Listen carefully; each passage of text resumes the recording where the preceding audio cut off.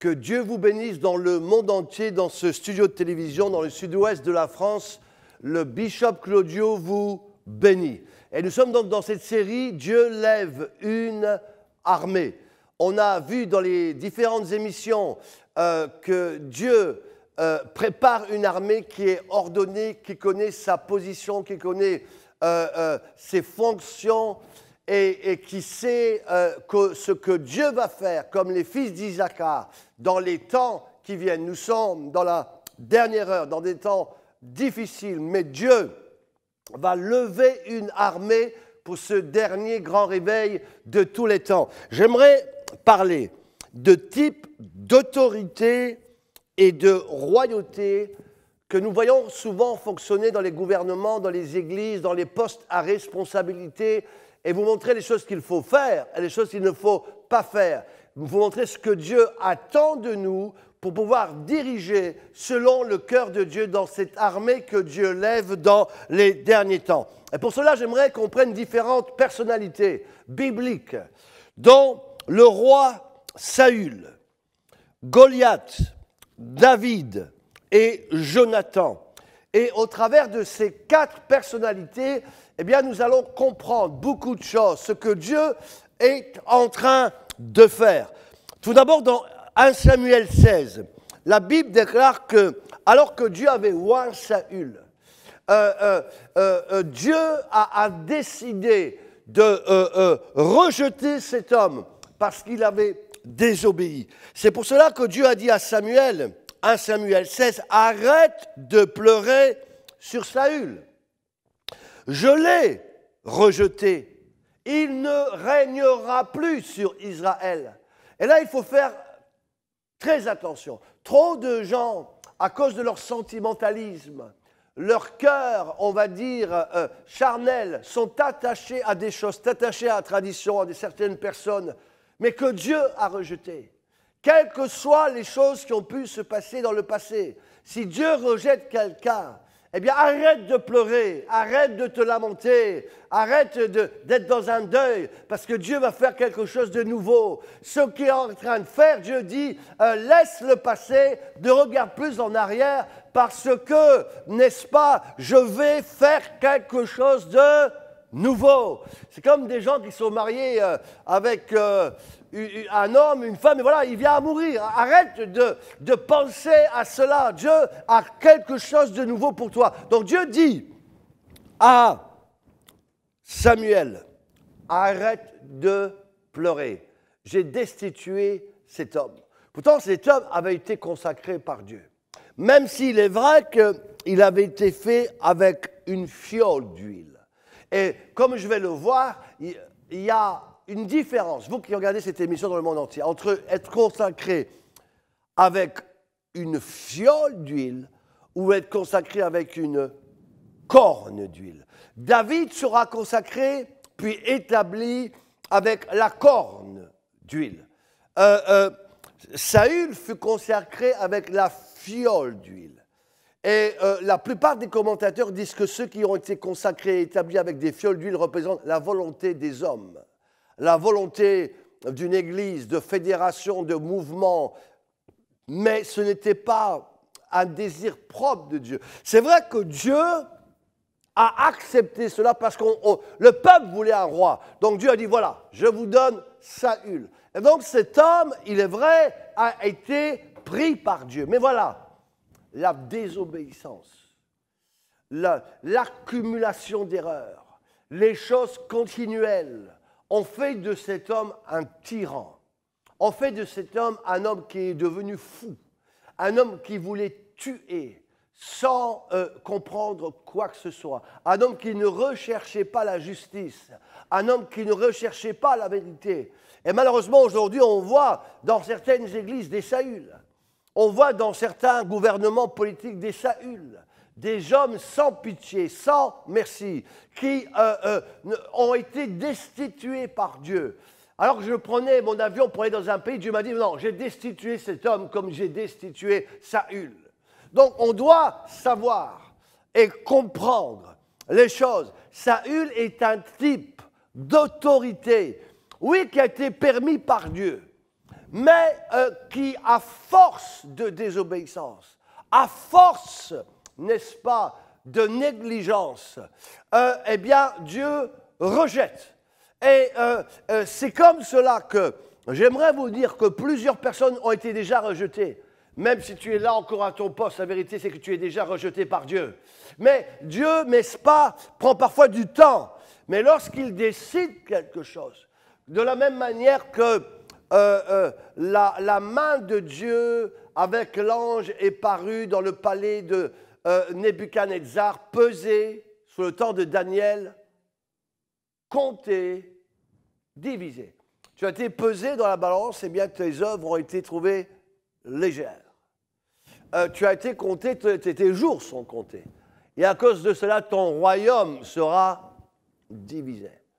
C'est ce qui s'est passé de l'époque du prophète Daniel, c'est ce qui va se passer du temps de Saül. C'est ce qui va se passer à ta vie. Si toi qui regardes cette émission, si tu ne te repens pas, le lion de Juda rugit. Et donc, j'aimerais vous dire que Saül représente un type d'autorité que Dieu ne veut plus voir dans ses églises, ne veut plus voir dans les gouvernements, dans les postes de responsabilité. Un homme qui néglige même le prophète Samuel. Le prophète Samuel lui avait demandé des choses. Il ne le fait pas. Le prophète Samuel lui avait pourtant donné des instructions. Il avait aussi épargné le roi des méchants. Et on ne lui avait pas coupé la tête. C'est pour cela que la Bible déclare que Samuel est arrivé, il a pris l'épée, il a tué cet homme du tranchant de l'épée. Ne joue pas avec le péché. Tue-le avant qu'il te tue. Et donc, Saül ne régnera plus. Non, le méchant ne régnera plus sur toi. Non, le type oppressant comme Pharaon ne régnera plus sur toi. Parce que 2016 est là, 2017 jusqu'à 2020, 2021, 2030, Dieu fait quelque chose de nouveau. Il lève une armée et les Saül ne pourront plus t'opprimer. On se rappelle, j'en ai parlé tout récemment, de cette reine Vachi qui était pourtant belle, qui avait des ambitions. Mais voilà, elle a commencé à croire que tout était possible. Voilà, je ne veux pas venir devant le roi, je n'ai pas à lui faire plaisir, je n'ai pas à faire cela. Mes amis, c'est de la désobéissance. La Bible déclare que la désobéissance est plus coupable que la divination, la sorcellerie ou la magie. Et toi qui continues de désobéir, je t'annonce que comme Saül, tu vas être bientôt destitué, remplacé, parce que Dieu choisira quelqu'un d'autre à ta place. Et c'est pour cela que quand Dieu décide quelque chose, mes amis, parfois Dieu est lent à décider, lent à la colère, lent à prendre des décisions. Quelqu'un d'autre a dit que lorsque le taux tolérable de ce que les Juifs appellent est dépassé, alors la sanction est irrévocable. Les Juifs parlent que lorsque le taux de 85% est dépassé, Dieu ne peut plus faire marche arrière. C'est pour cela que Sodome et Gomorrhe ont été détruits, parce qu'ils ont dépassé un taux tolérable, et donc c'est devenu inacceptable. Il faut savoir que pour une personne, Dieu a quelque chose un barème, pour un pays, pour une ville, pour un continent. Et lorsqu'on dépasse le sceau permissible de Dieu, alors il n'y a plus de non-retour. La sanction est radicale. Oui, tu seras rejeté, comme Dieu a dit à Samuel. Ne pleure plus sur cet homme. Arrêtez, mes amis, de prier pour des gens que Dieu a rejetés. Vous savez, parfois, vous avez des gens qui viennent vers moi. « Ah, Bishop, priez pour moi. » Dieu me dit, ne prie pas pour cet homme, je l'ai rejeté. Tu peux faire toutes tes prières que tu veux. Ça ne changera rien du tout. Et là, on doit comprendre, vous savez, nous, avec notre cœur, oui, oh, Dieu nous aime. Oui, Dieu nous aime. Mais Dieu est juste et Dieu est saint. Et j'aimerais vous dire que lorsqu'il décide quelque chose, vous pouvez faire ce que vous voulez. C'est décidé. Et donc, Dieu dit à Samuel, arrête de pleurer, arrête de jouer aux sentimentalistes, arrête de jouer aux chrétiens charnels. Quand moi j'ai décidé quelque chose, c'est fini. D'abord, vos cœurs ne sont pas comme mon cœur. Vos pensées ne sont pas mes pensées, dit l'Éternel des armées. Donc, Dieu va lui dire, arrête de pleurer, je l'ai rejeté, rempli ta corne d'huile, parce que je vais, n'est-ce pas, oindre quelqu'un d'autre selon mon cœur. Maintenant, j'aimerais aussi directement dire ceci. Avant de parler de David et de parler de Jonathan, Saül représente cette armée qui a peur. On se souvient que David arrive. L'armée d'Israël est là en train de trembler. Et tout à coup, qui arrive? Goliath. Et donc, c'est là que David va commencer à montrer, n'est-ce pas, qu'il est capable, que, n'est-ce pas, que Dieu a bien mis sa main sur lui. Parce que je rappelle qu'il a été roi une fois, deux fois, puis une troisième fois. Mais d'abord, j'aimerais vous dire ceci, c'est que, alors qu'on a vu qui était Saül, j'aimerais vous dire aussi que dans cette scène incroyable de Saül, de Goliath qui arrive, il y a une scène magistrale. On voit Saül et l'armée d'Israël en train de trembler devant Goliath qui arrive. D'abord, j'aimerais vous dire ceci. Goliath, dans 1 Samuel 17, a une taille de 6 coudées. Sa lance pèse 600 cycles de fer. La cuirasse de Goliath, n'est-ce pas, avec son casque, font un total de 6000 cycles d'argent. Bizarrement, on retrouve 6, 6, 6. D'abord, j'aimerais vous dire que Goliath représente, en fin de compte, aujourd'hui, le gouvernement mondial qui se lève. Goliath représente, n'est-ce pas, l'antichrist, la franc-maçonnerie, l'islam, le chrislam, cette religion unique mondiale, les Illuminati, l'homosexualité, les terroristes, tout ce qui est en train de se mettre en place, n'est-ce pas, pour dans ces derniers temps opprimer l'Église du Seigneur. Goliath est là, il se lève, n'est-ce pas, Goliath se lève en Europe, dans le monde, n'est-ce pas, à Paris pour terroriser les gens. Ah, voilà, je suis là, n'est-ce pas, bientôt ils vont renverser la tour Eiffel. Goliath, il faut savoir, c'était un géant incroyable, mais il avait une armée forte, une armée incroyable, 6 coudées, 6 cycles de fer, sa lance, juste sa lance, cuirasse incroyable, 6, 6, 6. C'est véritablement la bête, le chiffre de la bête. On est dans les derniers temps. Vous qui regardez cette émission dans le monde entier, Goliath est en train de se lever. Il terrorise le monde. Il veut opprimer le monde. Le cheval noir aussi. C'est là une crise économique sans précédent. Tout le monde va être par terre. On veut marquer les gens avec la puce. Les cartes, maintenant, on va vous identifier partout. C'est le système mondial qui est en marche pour essayer de faire peur aux gens, les opprimés, les oppressés. Enfin, on veut les remettre sous Pharaon, qui veut dominer, n'est-ce pas, le monde. Goliath arrive, et que fait l'Église du Seigneur? Elle tremble. L'armée de Saül tremblait. Saül représente avec son armée l'Église d'aujourd'hui, excusez-moi. L'Église qui est endormie, l'Église qui a peur. L'Église qui n'ose plus prendre de responsabilités. Lorsqu'on vote, par exemple, l'homosexualité entre hommes et femmes, il n'y a pas de problème. On vote dans les écoles, n'est-ce pas, aujourd'hui, en France, par exemple, même en Belgique, ailleurs, voilà, il n'y a plus de sexe, ni homme, ni femme. Dans les écoles, on peut faire l'amour à 15 ans, à 14 ans, entre filles, entre garçons. On invente, on dit n'importe quoi dans les écoles pour nos enfants. Mais bizarre, l'Église de France, d'Europe, ne dit rien, se tait.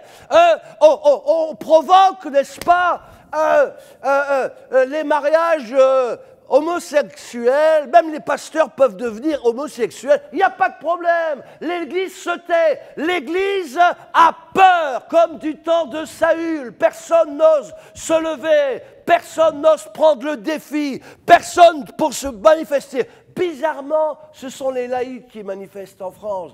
Bizarrement, ce sont eux qui parlent des choses de Dieu. Mais l'Église, elle est absente. Non seulement elle est absente, elle est muette. Non seulement elle est muette, elle est inexistante. Et donc, Dieu dit, il y en a assez. Il faut que des gens se lèvent, des colonnes, tout à nouveau, dans son, n'est-ce pas, son armée. L'armée de Dieu se lève. Oui, Goliath terrorise. Imaginez-vous, n'est-ce pas, il était là, il ricanait. Le diable en plus rigole de cette église qui ne dit rien. Pourquoi? Parce que d'abord, elle était en désordre. D'abord, elle n'est plus ce qu'elle devrait être. Elle a fléchi les genoux devant Baal, elle a capitulé, elle s'est tellement mélangée avec le monde qu'elle n'est plus l'église du Seigneur. C'est pour cela que dans l'Apocalypse, la Bible déclare que Jésus frappe à la porte. J'aimerais vous signaler que Jésus parlait à l'église. Il dit, je frappe à la porte. Il n'est plus dans l'église. Si quelqu'un entend ma voix, oui, souvent on prend ce texte pour l'évangélisation, la vérité c'est que Jésus s'adressait à son église. Et d'abord sur cette église, 5 sont reprochés, 2 seulement. Alors, je ne sais pas combien il y a d'églises ici dans la région, mais faites une moyenne. Sur cette église, 2 sont sans reproche. Imaginez-vous sur 14, ça veut dire qu'il n'y en a que 4. Sur 28, il n'y en a que 8. Faites votre calcul. À Paris, j'ai fait déjà le compte. À Bruxelles, à Abidjan, lorsque je donnais les statistiques, à Kinshasa, les gens étaient estomaqués. Jésus n'est plus dans beaucoup d'églises. Et l'armée a peur. Mes amis, évidemment. Elle n'a plus d'autorité. Au lieu de dominer sur le serpent, sur les scorpions, c'est le serpent et le scorpion qui dominent sur toi. Au lieu de dominer sur les situations, comme Dieu l'a dit, c'est le péché qui domine sur toi. C'est les passions, les vices qui dominent sur toi. Oh non, Goliath fait peur. Et plus tu as peur, plus il prend autorité. Et c'est comme ça que le mal gagne d'autorité en autorité. Et l'Église est inexistante. Le lion de Juda rugit. Dieu dit, il est temps que son Église se lève, que son Église se réveille. Église du Seigneur, lève-toi. Et donc, nous assistons à une scène incroyable. Goliath qui rigole. Vous savez que le diable rigole. Le diable est là, il fait ses menaces. Vous avez cet homme qui est là. Il regarde Israël. Personne ne bouge. On a là un tableau catastrophique. On voit là l'islam qui s'implique partout. Le nombre d'églises, excusez-moi de vous dire, de vrais chrétiens diminue. On pense que l'église grandit, mais c'est faux. Il y a très peu de nouvelles conversions. Ce n'est que des transferts de chrétiens d'église en église, des divisions, des ceci, des cela. Mais il n'y a pas de vrai mouvement de réveil. C'est faux. Mais Dieu veut faire quelque chose de nouveau. Il veut que dire, mon église, lève-toi. Toi qui regardes cette émission dans le monde entier. Mais voilà un homme. David arrive avec son bouclier. Il est là, il fait impression, il fait peur à tout le monde. Mais un homme arrive. Il a une pierre. Est-ce qu'on peut dire amen? Cet homme s'appelle David. Il est un homme selon le cœur de Dieu. Cela représente l'église que Dieu est en train de préparer, l'église que Dieu va utiliser. C'est pour cela qu'il est dit dans les derniers temps, je vais relever de sa chute la tente de David. Et donc, cet homme est un homme selon le cœur de Dieu. D'abord, il prend, comme je l'ai déjà dit, les pierres dans un torrent. Pas dans un lac, pas dans une mer, dans un torrent, parce que dans un torrent, il y a une pression. C'est des hommes et des femmes qui sont passés par les pressions, par des tests, qui ont été sanctifiés, éprouvés, lavés par le sang de l'agneau, alléluia, qui sont passés par le test du feu, le test de l'épreuve, du rejet, de la compréhension, de la solitude, parfois de la maladie, parfois de toutes sortes de choses, de crises, de drames. Mais voilà, ils sont sortis, purifiés, lavés, sanctifiés. Ce sont des pierres polies. David n'avait pas besoin de l'armure de Saül. Mes amis, l'armée aujourd'hui des églises ne comprennent plus rien. Ils mélangent tout. Ils mélangent ce qui est de Dieu, ce qui n'est pas de Dieu. On dit que c'est de la gloire de Dieu alors que c'est le diable. On ne comprend plus rien. Il y a une telle confusion que Dieu est en train de susciter quelque chose de nouveau. Et la Bible déclare qu'il a pris 5 pierres, qui représentent tout à nouveau les 5 ministères que Dieu va restaurer, réutiliser, les vrais apôtres, les vrais prophètes, que Dieu va utiliser, n'est-ce pas, dans son armée. Et il va jeter cette pierre. Mes amis, Jésus a dit, je bâtirai mon église pierre, et sur cette pierre, je vais construire une église, n'est-ce pas, sans tache, irrépréhensible, qui va dominer sur le monde. Et on sait très bien, tous les commentateurs disent qu'il avait pris 5 pierres, parce que Goliath, au cas où vous ne le savez pas, avait 4 frères. Et donc David avait prévu que si les frères arrivaient pour se manifester, il avait d'autres pierres, mais en tout cas avec une pierre. J'annonce que la pierre est là. Avec une pierre, les Goliaths de ta vie, quels que soient les Goliaths, ils vont être terrassés. Parce que la pierre de Dieu, la pierre angulaire qui a été éprouvée, elle est posée. Cette pierre angulaire, n'est-ce pas, on va pouvoir bâtir dessus. Cette pierre angulaire, c'est cette pierre extraordinaire, c'est le rocher des siècles. C'est ce rocher, n'est-ce pas, sur lequel même Moïse avait frappé 2 fois, 3 fois. C'est pour cela que Dieu lui a dit, parce que tu as frappé sur ce rocher, tu ne pourras pas rentrer dans le pays. Parce que la pierre, c'est Christ. Et sur cette pierre, mes amis, Dieu a dit, je bâtirai mon église, et les portes de l'enfer, n'est-ce pas, ne pourront pas l'arrêter. Et Dieu suscite des colonnes, suscite ces pierres vivantes qui vont tout à nouveau le louer en esprit, en vérité. David représente le style de chrétien d'église que Dieu veut. Des chrétiens spontanés, des chrétiens de cœur, des chrétiens qui savent reconnaître leurs erreurs. Lorsqu'ils en font une, ils vont se repentir. Ils vont demander pardon. Seigneur, pardonne-moi. Ou mon frère, je t'ai fait mal. Directement, ils savent c'est quoi l'humilité. Ils comprennent qu'il faut demander pardon. Ils comprennent qu'il faut s'abaisser. David, parce qu'il avait toutes ces qualités, et malgré les erreurs qu'il a faites, il a su à chaque fois dire, Seigneur, pardonne-moi. Pardonne-moi, oh Dieu, pardonne-moi. Et c'est pour cela que Dieu a dit, voici un homme selon mon cœur.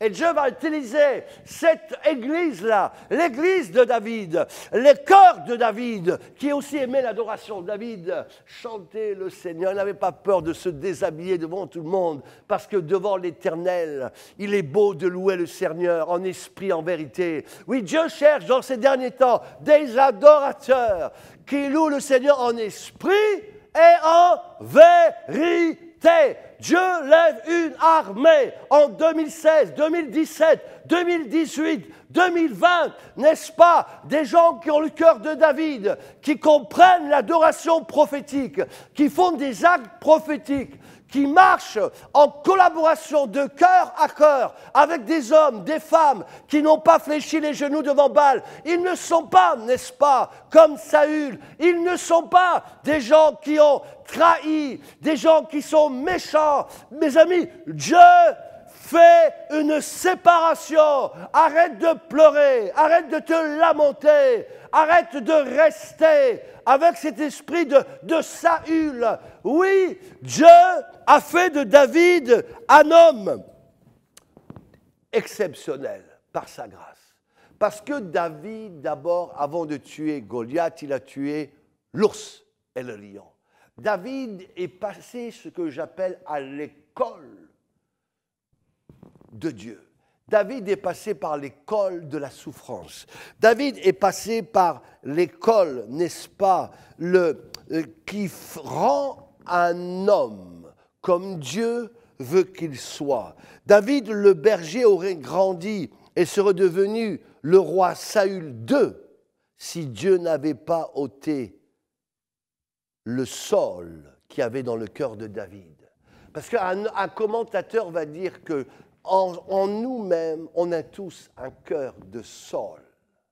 Et il faut laisser Dieu nous transformer pour que ce cœur de Saul soit ôté, pour véritablement devenir un cœur de David. Et donc l'opération, bien souvent, prend des années. Et l'opération a par ailleurs pris des années et a été une expérience brutale qui a même failli tuer David. Quels furent le scalpel, les pinces que Dieu utilisa pour enlever le sol intérieur de David. Mais Dieu utilisa ce sol pour briser David, pour transformer David, pour que David devienne ce David selon le cœur de Dieu. Le roi Saul chercha à détruire David, mais à cause de cela, parce que Dieu a permis certaines choses, David est devenu ce qu'il est aujourd'hui, ce qu'il a été. Et c'est pour cela, n'aie pas peur si tu passes par des tests, si tu es passé par des tests. C'est parce que Dieu voulait te former. Mes amis, l'école de Dieu, parfois, est difficile. Mais c'est comme cela qu'on devient un cœur de David. Alléluia! C'est comme cela qu'on devient un homme selon le cœur de Dieu, une femme selon le cœur de Dieu. Oui, n'est-ce pas? Il est vrai que David fut presque détruit dans cette affaire, mais il n'y avait pas d'autre solution. Sinon, le Saul qui était en lui aurait survécu. Si tu veux que Dieu expire, arrête, enlève toute racine du mal et d'orgueil de ta vie. Tu dois passer par l'académie de Dieu, qui parfois est difficile, qui parfois est longue, mais elle est indispensable pour que Dieu fasse de toi un vrai homme et une vraie femme de Dieu. David a su passer par cette école. C'est pour cela que dans la caverne d'Abdullah, il y a eu cette opération. Dans la caverne d'Abdullah, il a été transformé. Et c'est parce qu'il a été transformé qu'il a pu alors, à son tour, transformer tous ceux qui venaient le rejoindre dans cette caverne. Parce que comment tu peux transformer les autres si toi-même tu n'as pas été transformé? Le lion de Juda rugit. Comment tu peux donner si toi tu n'as pas toi-même d'abord reçu? Et donc Dieu veut avant tout, n'est-ce pas, des hommes, des femmes qui sont passés à l'académie de Dieu, qui deviennent des colonnes, des vrais serviteurs, des vraies servantes, n'est-ce pas, des vrais pasteurs, des vrais docteurs. Aujourd'hui, moi je suis stupéfait. Il y a toutes sortes de pasteurs qui viennent me voir, mais dès que je les vois, dès qu'ils m'approchent, je vois en eux une souffrance incroyable, des blessures de rejet, des blessures de cela, mais des hommes qui n'ont pas laissé Dieu le temps de les guérir. Et je dis, oh Dieu, que tes leaders sont affaiblis, que tes leaders sont désarmés. Dieu fait quelque chose et Dieu veut restaurer ces gens-là. Mais mes amis, Dieu a besoin de tout à nouveau, de lever une église forte, une armée se lève. Et David a su passer à l'académie de Dieu. Et c'est pour cela qu'il est devenu cet homme selon le cœur de Dieu. La Bible déclare qu'il est arrivé, il a pris la pierre. Et avec une simple pierre, mes amis, c'est comme la prophétie de Daniel. On se souvient de cette statue qu'il voit, qui représente les différents royaumes qui se sont succédés les uns après les autres. Et avec cette pierre, elle est arrivée. Mes amis, à partir de 2005, la pierre du Seigneur roule. Et Dieu va faire des exploits.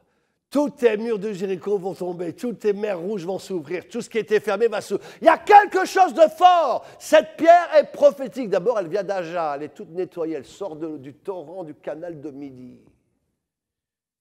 D'ailleurs, je la garde, je suis désolé. Il y a quelque chose qui est en train de se faire. Dieu, n'est-ce pas, mes amis, te dit, lève-toi, fais partie de mon armée, arrête d'être dans cette armée qui a capitulé. L'armée de Saül était terrorisée, pétrifiée. Elle avait peur, elle s'était repliée.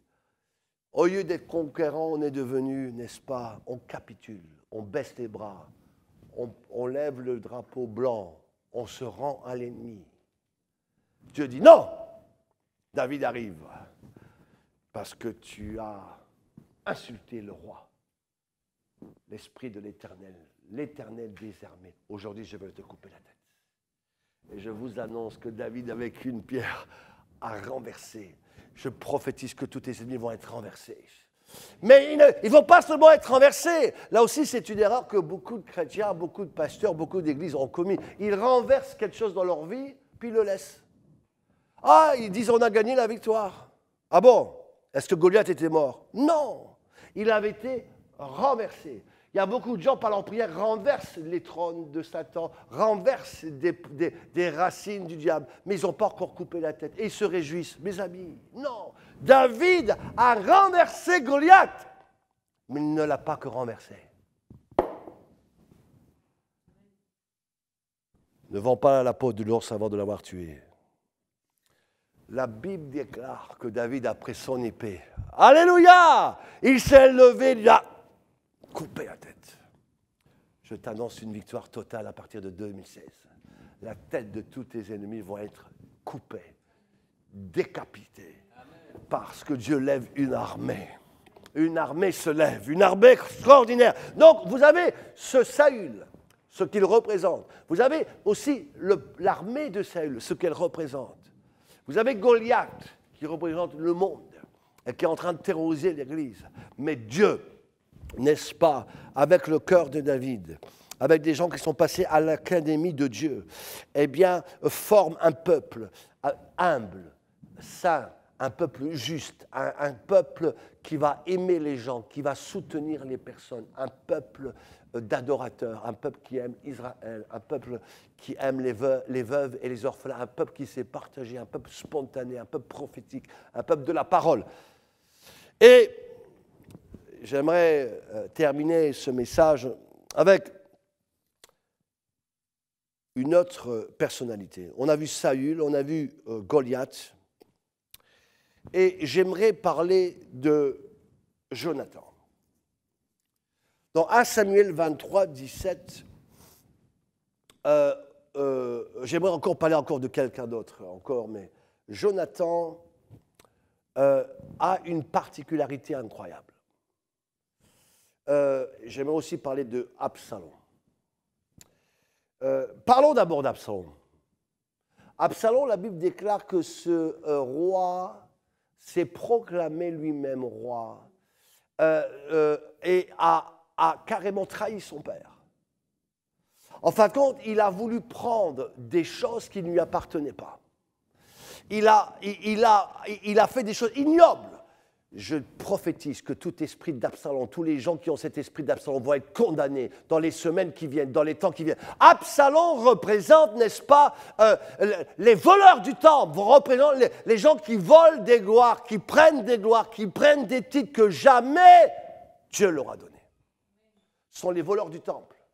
Ils s'improvisent pasteurs, jamais Dieu ne les a mis pasteurs. Ils s'improvisent apôtres, prophètes, apôtres, hommes d'affaires, politiciens. C'est l'esprit d'Absalom qui veut prendre ce que Dieu leur a jamais donné, et ces gens-là mettent du désordre dans les églises comme vous ne pouvez pas imaginer. Je condamne tous les Absaloms.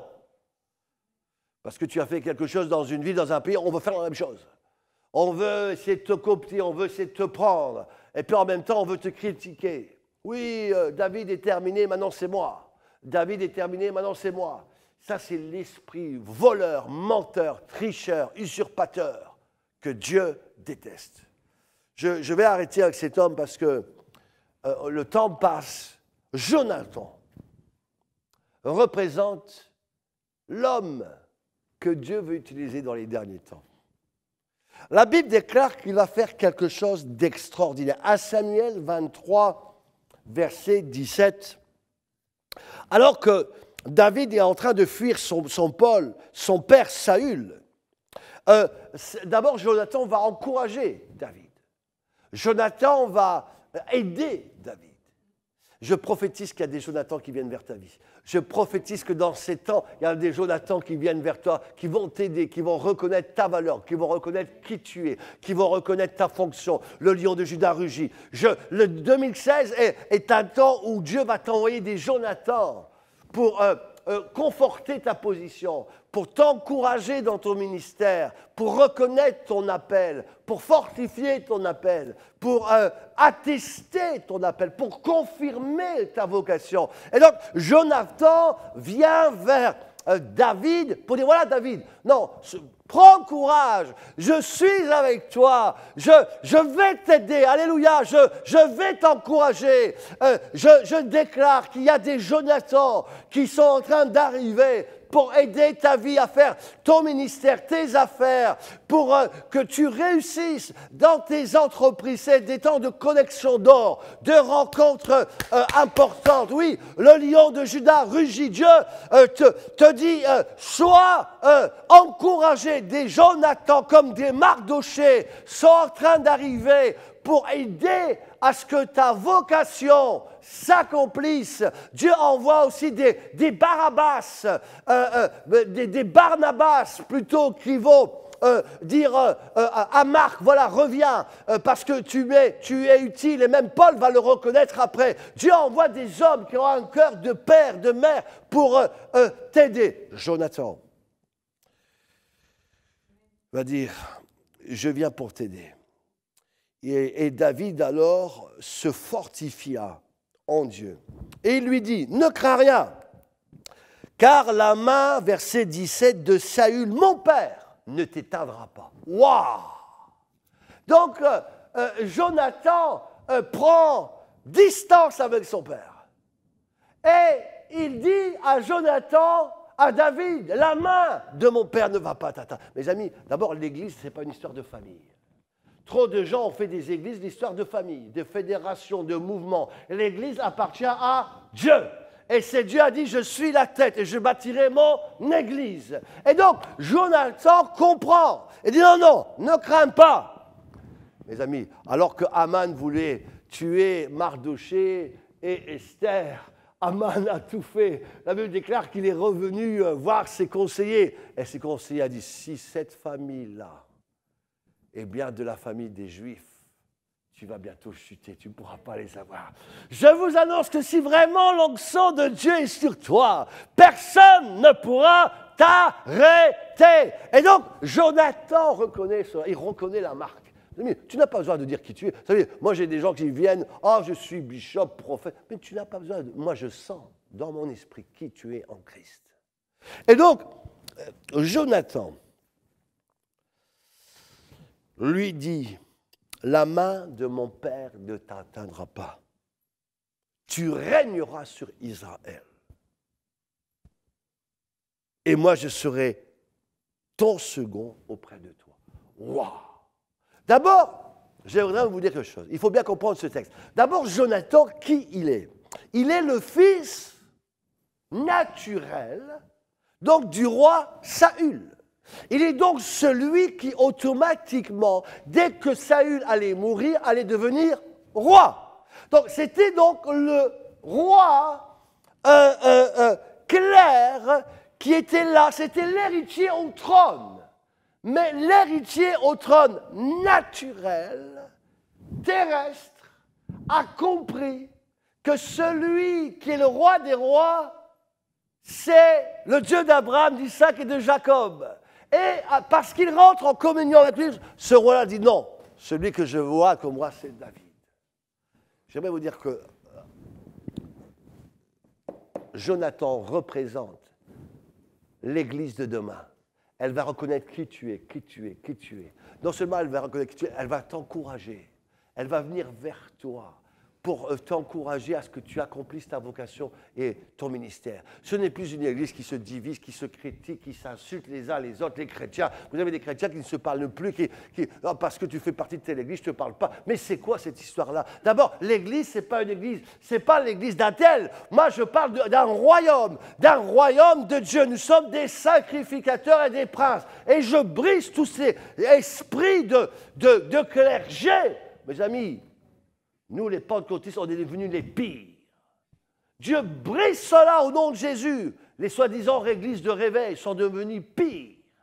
Dieu brise cela. Il veut que tout à nouveau, on devienne avec un cœur d'esprit, d'ouverture, d'amour fraternel. Jonathan va dire à David, je reconnais qui tu es. Alléluia! Je reconnais que toi, tu es le roi que Dieu veut oindre. Et donc, je ne vais pas m'opposer à toi. Je ne vais pas faire que tu ne le deviennes pas. Au contraire, je le reconnais. Et Dieu, je vais me soumettre à ça. Et moi, je serai ton second dans le royaume. Waouh! Quelle bénédiction! Dieu lève une armée en 2016. Et cette armée va comprendre quel est son rôle, quelle est sa position, quelle est sa tâche. On n'a plus à dire, toi tu fais ça, toi... Non, moi je sais ce que je dois faire. Je dois me mettre devant une caméra. J'ai tel ministère, je dois prier pour les malades. Moi je sais que je dois aider tel pasteur. Je sais que je dois être quelqu'un qui va soutenir financièrement. Je sais que je dois visiter tel orphelin. Je sais, chacun va savoir quel est son poste, quelle est sa place dans la nouvelle armée que Dieu lève. Il y a quelque chose de nouveau. Chacun, n'est-ce pas, comme Jonathan, va dire non, toi je sais que tu es cela, je suis cela, je serai là le second, là tu seras le premier. On n'a plus besoin, il n'y a plus de bataille, il n'y a plus de compétition, il n'y a plus de rivalité, il n'y a plus, n'est-ce pas, de désordre, il y a de l'ordre dans la simplicité, parce que l'Église du Seigneur se lève, elle se met en marche avec le cœur de Jonathan et le cœur de David qui se mettent ensemble pour composer une harmonie entre les nations, les villes et les continents dans le monde entier. Oui, Église du Seigneur, lève-toi. Le lion de Juda rugit, le bishop Claudio prophétise sur ta vie. Sois comme David. Deviens un Jonathan. Deviens un David. Et laisse en toi mourir tout esprit de Saül, tout esprit, n'est-ce pas, d'Absalom, parce que Dieu rejette ces gens-là, Dieu rejette cet esprit-là. Il veut que l'onction, n'est-ce pas, de David et de Jonathan soit sur toi. Nous allons prier ensemble maintenant. Amen. Que Dieu vous bénisse là où vous êtes. Au nom de Jésus de Nazareth, je lève une armée qui a l'esprit de David et de Jonathan. Je lève une armée dans les 5 continents, en Australie, aux États-Unis, en Chine, en Afrique, en Europe. Dieu a dit, je bâtirai mon Église.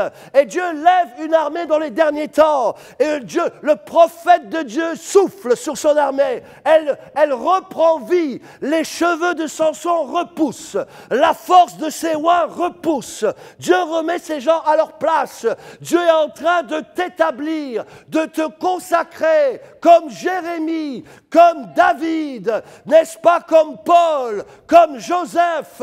Tu es l'armée du Seigneur.